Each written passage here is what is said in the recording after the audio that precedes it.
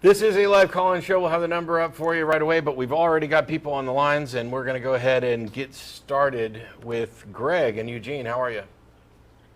Pretty good. Thanks for taking the time to chat with me, and so sorry to be inconvenient with calling in with a mobile phone.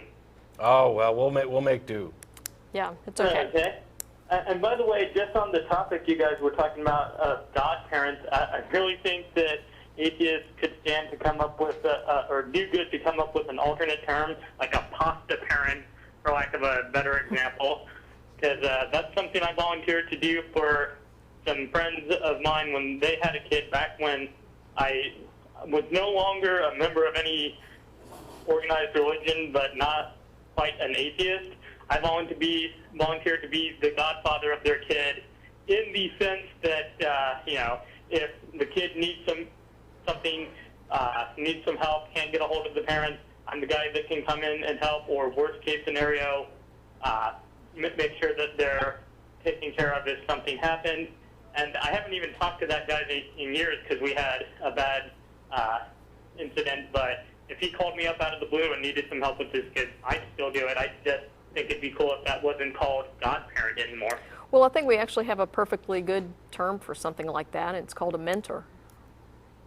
I can dig that. If you want to be the mentor of a child, that's great. And wouldn't it be great if we had designated people in a child's life to, instead of instruct them in the mysteries of the faith, we could instruct them in the scientific method. Or even beyond childhood. I think a lot of young adults, when people are hitting the outer edges of teen into early 20s, that's when you need somebody to come along that's not necessarily a parent or a family member that can show you a couple of little tricks of the so-called real world. Yeah. Yep. Anyway, so what'd you have for us? I called in for a different reason. Wanted to talk to you guys about the concept of a soul, because I'm one of the few atheists I know, not that I know many atheists, who believes in that.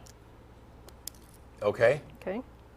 And first, I suppose I should start off with a definition, because that's such a nebulous term that means different things to different people.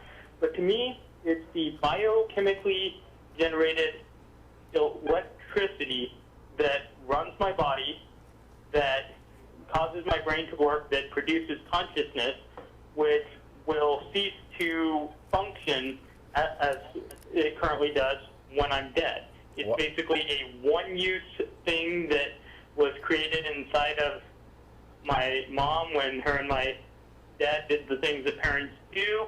And when I'm dead, all of those electrons and protons will go do something else, much in the same way that when you take apart a nice sculpture made out of Legos, the same pieces exist, but that sculpture doesn't. Sure, but you started off by saying that it's the electricity, not for example, consciousness. But in any case, I don't know what justification you have for calling either one of those a soul. I mean, we've already got a word that works perfectly well for electricity.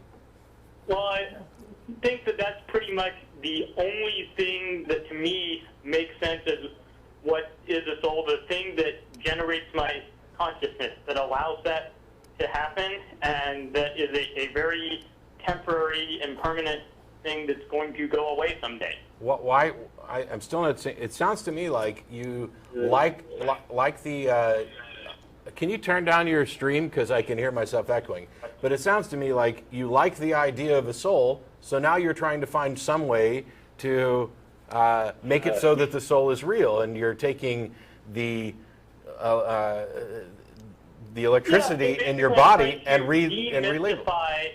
And unmagicate the concept of the soul as a way to basically help people get over the biggest fear that anyone I know has, especially when the whole concept of atheism comes up. What happens after you die? Well, and that hang on. scared the crap out of me until I read a really great quote by Mark Twain about how he wasn't inconvenienced about all the billions of years that he didn't exist before he was born. What the hell does that have to do with redefining something as a soul? Because I think that a lot of people need baby steps when it comes to letting go of superstition. To quote the Once great poet Axl Rose, you can use your illusions, let them take you where you may. Hey, You I look tell you hard what, if on I the wanted a steps to walk conversation away, with and Axl I Rose, push you I'd hard go for to my the... illusions to throw them all Holy away. crap. They're throwing away the biggest ones, and that's what I'd just like to put out there for people who are having trouble just redefining their entire worldview. There's a small little bridge or raft to stand on as you're floating into the river of knowledge that you can eventually hop off of on the shore to more knowledge.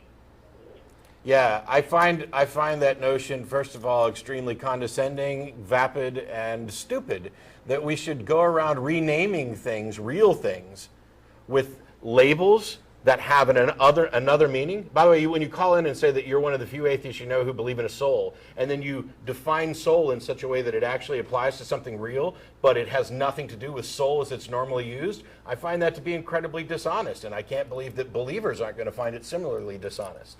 Why on earth? You're saying, oh, I want to take this term that means so much to people and redefine it so that it actually maps to something real. Well, cool. Let's redefine God to mean my coffee cup. Does that actually do anything? Actually, I've redefined God to be a psychological model for where humanity's collective head is at, Sure. as we continue to try and pull it out of our ass, because most people nowadays believe in one God as opposed to several dozen, which tells me that humanity's maybe trying to get on the idea of everybody being somewhat equal and not so divisive, even though we're still horribly screwing it up.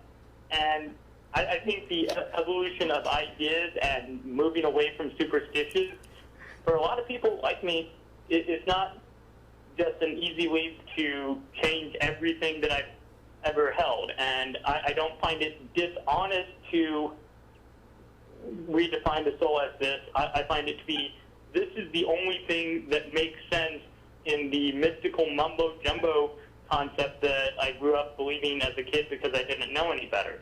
The idea that some mystical, magical, indefinable energy that will always be me exist doesn't really make sense anymore. The best I can figure out is this concept that I was told about that people have believed in for millennia since before I came along. It's an overextension of just this one element of our condition that we can't figure out, consciousness, why we're able to ask the question why we're here. And that to me, the only thing that remains as any kind of plausible or acceptable idea for the soul being real in any sense is it's our conscious identity, which is a very temporary thing, which is going to go away someday. And Wait, didn't you also crap out of me. didn't you also say that you believed in the afterlife?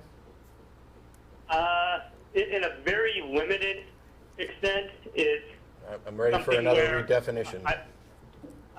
My definition of the afterlife is more likely than not when I die, I will have a very slow, delusional state similar to what is often described as a near-death experience. That's and not then after death. My That's body not. will be decomposed. Shit. That's not after death.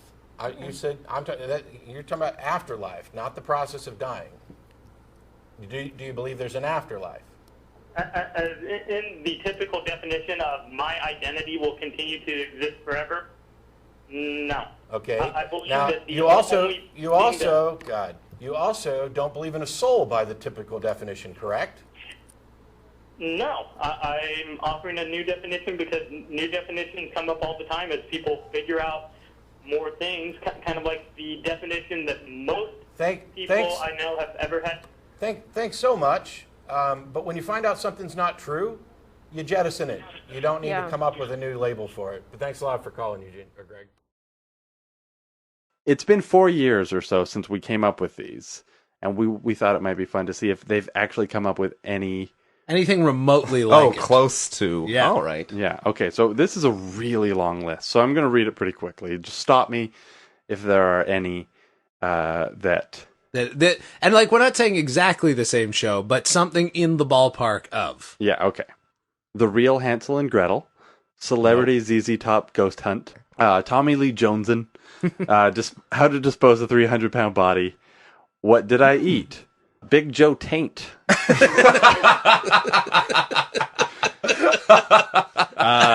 MTV Crabs. No. Cool Ranch presents, and then we didn't finish it. That seems like it could have been a show. World Dreidel Championships. Sure. Bill Nye's Science Bride. Plastic Makes Perfect. We discovered that is an actual show. Yeah. Well, yeah, that makes sense. Now We're Wed. Oops, We're Dead. Meth Busters. There is a show like that, isn't there? Called Meth Busters? Well, I guess Intervention is like Meth Yeah, Busters. there you go. Yeah. That may have already existed. No, in no way it existed. That's new. Celebrity Hot Knife Challenge. Vasectomy Breakdance. I don't know what that means. I mean, I know what the words mean. Kid and Play with Kids. Yeah, that would have been Sign Language Monkey Fire Chief. good. Sure. I think that was mine. I think it was. Stallone and Stallone Private Investigators. Is that Sylvester Stallone and Frank Stallone? Yeah. The next one, The Next Great Stallone. Are you man. smarter than a Holocaust denier? Oh, wow. That's really clever. Oh, it feels like going one way and it goes the other. Bigfoot, Find 'em, Fight 'em, Fuck 'em. Jodie Sweetin Intervention. That ended up being at the time maybe she had already. I think she had already come. Yeah, there's no way you had a premonition that was true. Oh, yeah. That would have been amazing. Gang Date, Balky Jesus, Master Date, Teabag Countdown. I don't know what half these mean. We were children at the time. Sure, yeah. Bi-Curious Bank Lineup, I like that. Valerie Bertinelli Mind Freak, Axe Body Spray presents Wilmer Valderrama's Axe Body Spray presents Wilmer Valderrama's Sex Preds. Sex friends. Patrick Swayze's Antiques Roadhouse. He was alive at the time, Yeah, so it was cool. Yeah. Bumfight Bride. Sure. Who Wants to Taser a Fifth Grader? Who Wants to Fuck a Mime? So You Think You Can Fuck? There's got to be a show on one of those cable networks like So You Think You Can Fuck. And that was... there was another list of things. I don't know why. I don't remember doing this, but we eliminated some of them. Like, those were the ones that made the Those cut. are the keepers. Here are some of the ones that didn't make the list. I won't read them all. Kitchen Snitchin'? What kitchen That's kind of like Gordon Ramsay's Kitchen Nightmare. Sort of Kitchen Nightmares. The Real 2.5 Men. Ooh. Which was I think it was going to be about a half man. Sure. Project Runaway, Old Dog Two Dicks. Old Dog Two Dicks. Kelsey Grammer's Grammar Test. Oh man, why isn't that a show? And Remember he fell off that stage? Yeah. You can't top that. Yeah, we That's why. talked We about talked that about it last week for some reason. Well, I want to talk about it now. This is what I'm here. Celebrity Matador, Face Tattoo Date, and Topless SWAT Team. Oh, Topless SWAT Team. Topless SWAT Team. That's an idea you could probably pitch to All of these are good. one of the networks. Yeah, whatever network does Bikini Car Wash. Yeah, whatever the most misogynistic network is right now. One of the Italian channels. The Berlusconi network. Yeah.